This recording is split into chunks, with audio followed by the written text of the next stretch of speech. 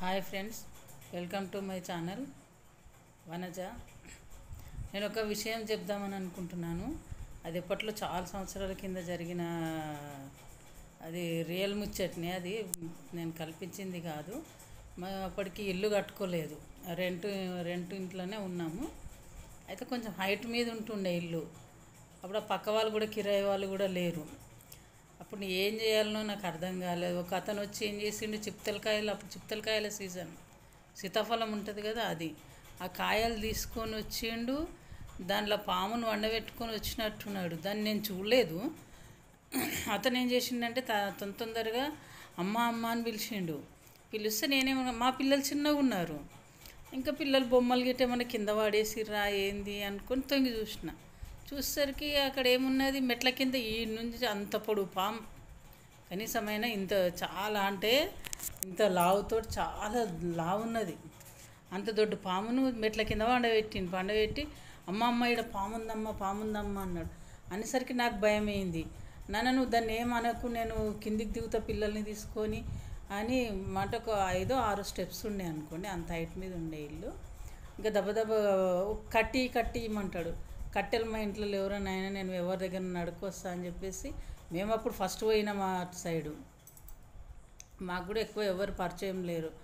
ఇంకా పోయి ఇక పిల్లలని డోర్ పెట్టేసి 2 పిల్లలని తీసుకొని కిందికి దిగిన తర్వాత ఇంకా పక్క వాళ్ళ దగ్గరికి పోయి, అక్క గిట్ల పాము వచ్చింది అనగానే ఇంకా వాళ్ళు కూడా ఒకటి కట్టిచ్చిర్రు. ఎంత అంటే ఇంత దొడ్డే ఉంది ఆ కట్టె. ఆ కట్టెని తీసుకున్నాడు, ఒక 4-5 దెబ్బలే కొట్టిండు. చచ్చిపోయింది అన్నాడు. చచ్చిపోయింది అనగానే ఓర్నియమ్మ 4-5 దెబ్బలు. మా అప్పటికి ఇంకా అనావత ట్రాన్స్పోర్ట్ వాళ్ళు వీళ్ళందరూ ఉన్నారు అక్కడ. ఇంకా చచ్చిపోయింది అని అన్నారు. అనగానే నిజమే కావచ్చామని, అప్పుడు ఇంత నాలెడ్జ్ ఎవరికి అంత ఇది లేదు కదా. ఇంకా వాడు ఇది పడేయమని అంటే, నేను పడేయ 50 రూపాయలు ఇస్తే పడేస్తా అన్నాడు. ఇంకా సరే అక్కడ కాలబెట్టమని చెప్పినాం, పడేయడం కాదు కాలబెట్టు అని అంటే 50 రూపాయలు అడిగిండు. అప్పుడు 50 రూపాయలు నా దగ్గర కూడా లేవు. ఇంకా ఏం చేయాలని వాళ్ళ దగ్గర 10, వాళ్ళ దగ్గర 20, 10 అట్లా 50 రూపాయలు చేసి పాలు అవి పోసేసి ఆ పామును అంటుపెట్టేసినాం.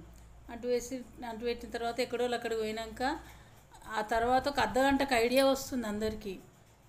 అంత దొడ్డు పామును ఇంత చిన్న కర్రతోటి 2-3 దెబ్బలకే వాడు చచ్చిపోయింది అని అంటుండ్రు. మనకి ఎవరికి ఐడియా రాలేదు.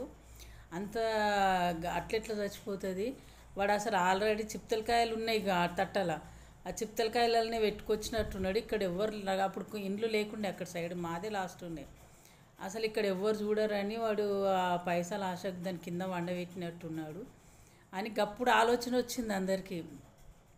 తర్వాత ఇక్కడ ఈ గల్లీ ఆ గల్లీ, ఏ గల్లీలో వెతుకుతావు, ఆడేడ దొరుకుతాడు చెప్పండి. గంత మోసం ఉంటుంది చూడండి. ఆవిడ ఆల్రెడీ చిప్తలకాయలు తెంపనీకి పోయిండు. ఆ చెట్లలో పాములు ఉంటాయి కదా, చంపి అల్ల పెట్టుకొని వచ్చిండు. ఇక్కడికి కొనాకు ఎవ్వరు లేరు కదా అని దాని కింద పండబెట్టిండు ఆ పాము. గంత మోసం ఉంటుంది చూడండి. ఇది నేను కల్పితమైతే కాదు, ఇది రియల్గా జరిగిన స్టోరీ. నేను ఎవరిని ఉద్దేశించి ఏం చెప్తలేను, ఇది రియల్గా జరిగిన స్టోరీ. నాకు కళ్ళారా, నాకు ఎందుకో సడన్గా ఇప్పుడు గుర్తుకొచ్చింది. అందుకే నేను ఈ వీడియో చేసి పెట్టుకుందామని చేసి పెట్టాను. కొంచెం ఎంతైనా జాగ్రత్తగా ఉండాలి, అర్థమైందా. ఈడపాముంది ఆడపాముంది అనగానే మీరు చేయకండి. ఎందుకంటే ఇప్పటి వాళ్ళు చాలా హుషారున్నారు కానీ కాదు, అట్లాంటి మోసగాళ్ళు కూడా ఉంటారు. ఇట్లా తీసుకొచ్చి ఎక్కడనో చంపుకొని వచ్చి పాముందమ్మా అని కూడా అంటారు. అలా మోసపోకండి, ఓకేనా ఫ్రెండ్స్.